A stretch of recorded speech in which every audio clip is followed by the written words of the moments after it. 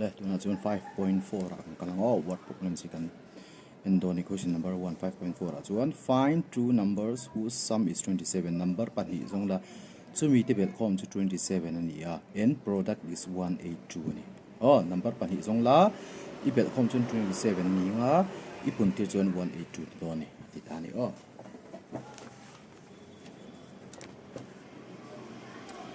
exercise 5.4 question number 1 solution.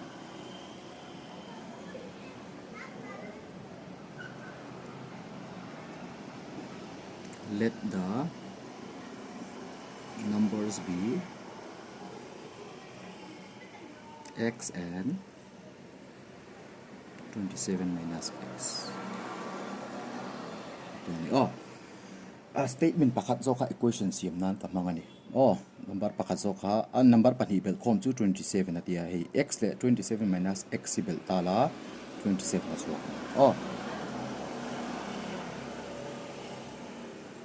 So one a second equation zoka product is 182 tia kha number pani pun hemi pani pun tir chu 182 ti nani chuan so na kan manga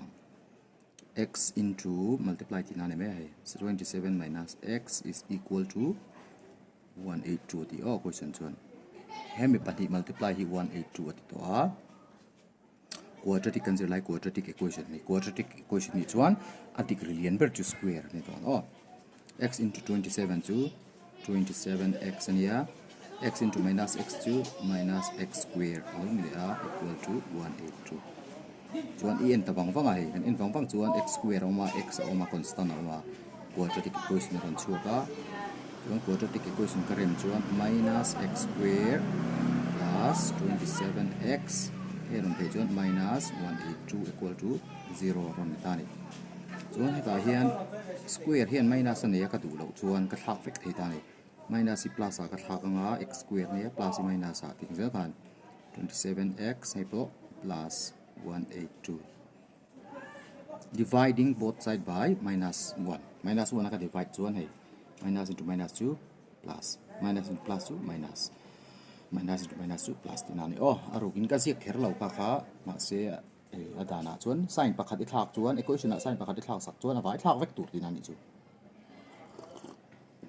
an sin nga ka put hei to lo chuan hemi zo hian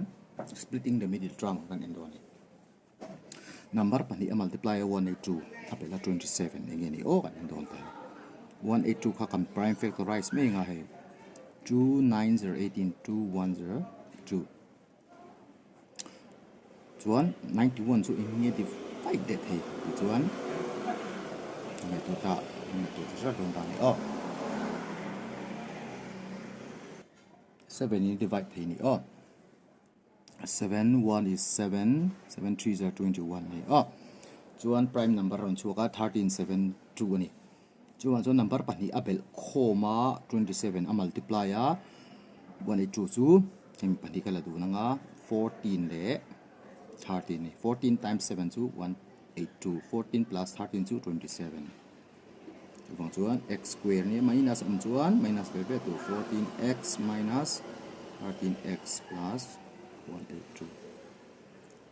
chuan common kalanga masa pani tang le anu tang pani masa pani a hian common ka en chuan x a common be x ilak chu sak chuan x chi bang to 14 chi bang to ngai x into x to x square x into minus 42 minus 14x hei ka en le assign a hian minus a common a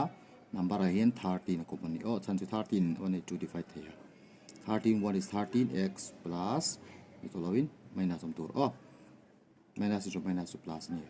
13 14 are 182 chuan a chumi lawin ang che tur chuan a pona mi bahi kala tu nga x minus 13 into x minus 14 equal to 0 hinga ini re ranson factorize either tinga 0 kan la x minus 13 is equal to 0 or x minus 14 is equal to 0 kan ti don ta chuan hei hi asiam chuan x is equal to 13 or x is equal to 14 x and 13 and 14 atuk ve thei khoi ma zok poi x answer number pakhat chun ta se pakhat zok kha pakhat 13 tin pakhat 14 therefore the numbers are x at 13 lala 13 ilak chuan bakazo ka chun 27 minus 13 chu 14 number pani ta chu 13 and 14 ti dan tuna chung question number 2 akan du le ha la question number 2 chuan find two consecutive number whose squares have the sum 85 aron ti consecutive number in dot che 1 so tung yom 2 so 3 ha consecutive ni in dot thap one zelin thau let the two consecutive numbers be x and x plus 1 xi lien thret chu x plus 1 x le x plus 1 ti na so question kan enanga question na chuan whose squares have the sum ati square ve a ibel khom chuan 85 a chhok na ti chumi zia chu x square plus x plus 1 holding square ve the square whose squares have the sum ibel chuan he plus a 85 ron chhokang ha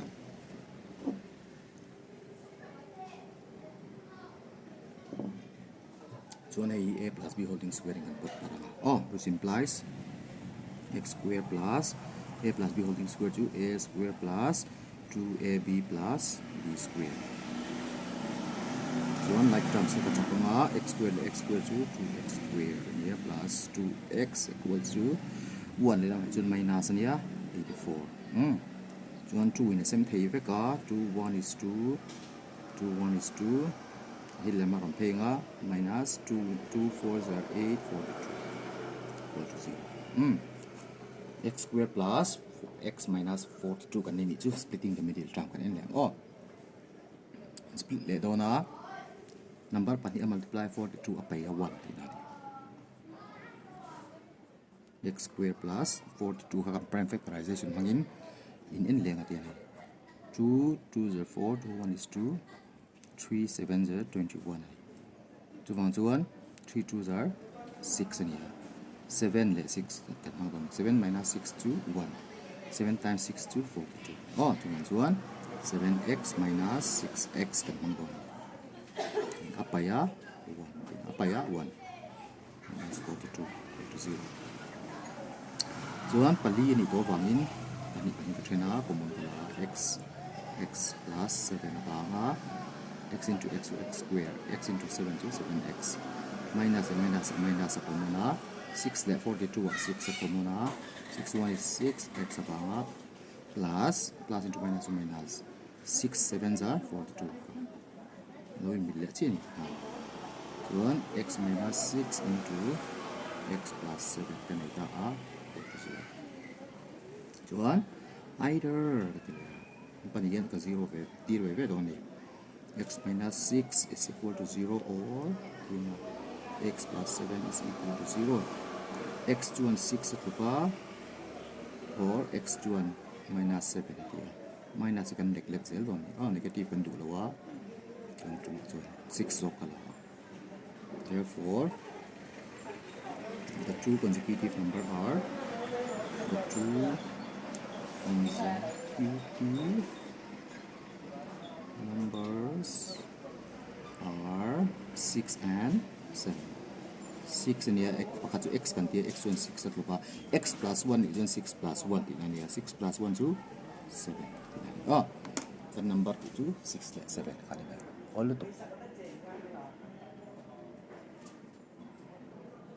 to na question number 3 akan lut le halang question number 3 chu ninge soi kan ti chuan two numbers differ by 4 number patni chu 4 in thlawa and their product is 192 an puntir chuan za som ko patni achuaka find the numbers the number chu inge ti number patni chungchang kan soya chu wang chuan let the number be kan tianga let the numbers be x and pakat ka x ni chuan 4 a in thlau chuan pakat chu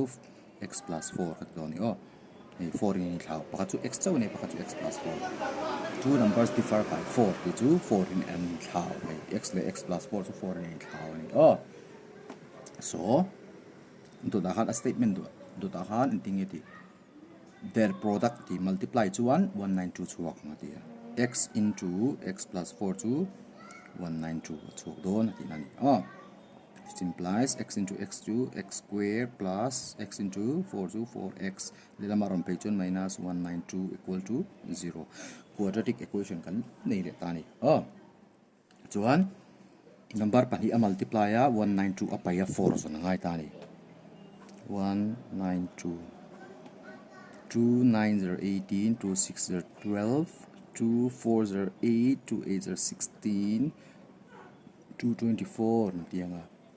2 12 dai to lami lamo 2 2 0 4 4 0 8 8 2 0 16 16 minus 12 4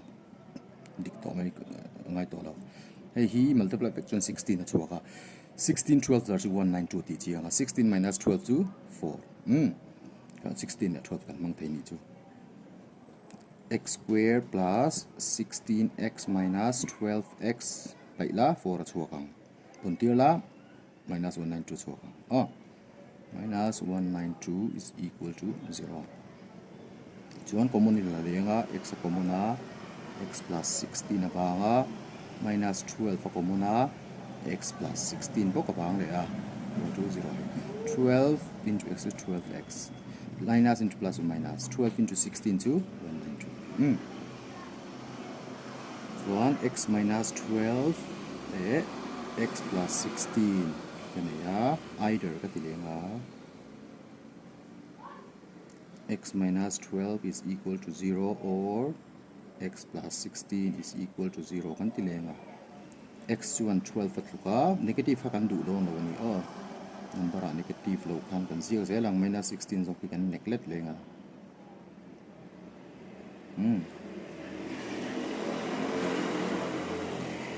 sorry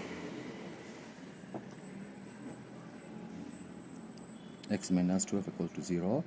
x plus 16 equal to 0 and get that so on therefore the numbers are 12 and pakat ka x ni x to 12 x plus 4 to 12 plus 4 to 16 12 and 16 thoni number chu all so on question number 4 lu le ngalang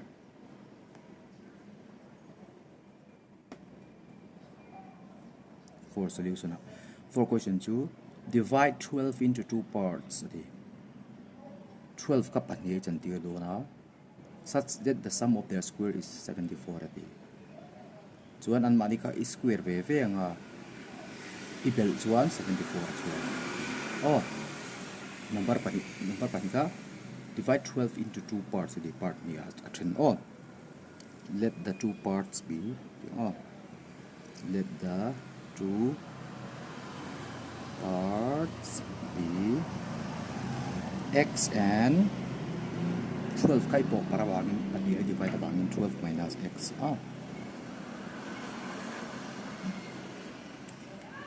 ta kapel than dan chu 12 mun le kapel dan chu x le 12 minus x in kapel di na ni chu chuan the sum of their squares ati question chuan square ve ibel khom chuan 74 a choka ti chuan so x square plus 12 minus x holding square is equal to 74 tini question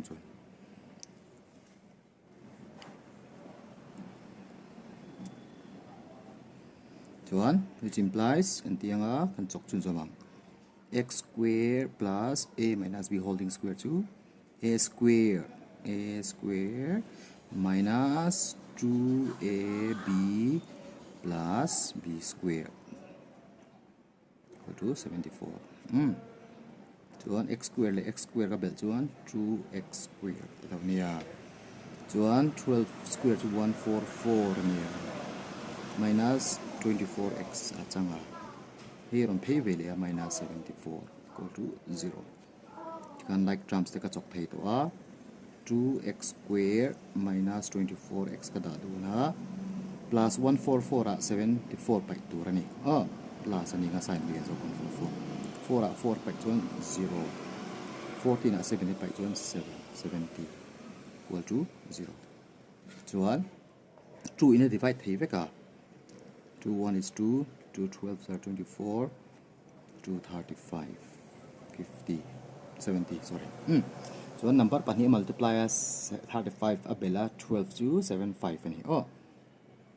75 x squared minus 7x abel tur ni wangin minus angai minus le minus abel tur minus 12 so plus 35 equals to 0 split le menga ta x komuna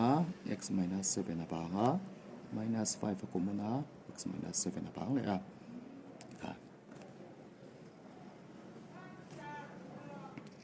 chuan ponomi ka ta du na nga x minus 5 into x minus 7 ka tinga equal to 0 chuan either kan ti le don he ta si rang ka chok me either x minus 5 is equal to 0 or x minus 7 is equal to 0 tinga ni chuan x is equal to 5 or x is equal to 7 ni kan number chu 5 and 7 ani adik ve ve thai ni chuan chuan number pani chu 5 and 17 ani therefore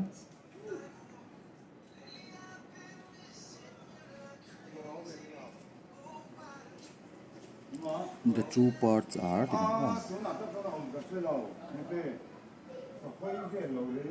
the true parts are 5 and 7 but last 7 plus 5 to 12 as well divide 12 into two parts 12 ko hin 10 go to part as it 10 so if puntir chuan a square te puntir chu 74 akia 5 square to 25 nia 7 square to 49 nia ibel chuan 74 chok lo ti 74 chok che bok ni proof thei ngal ka ni chu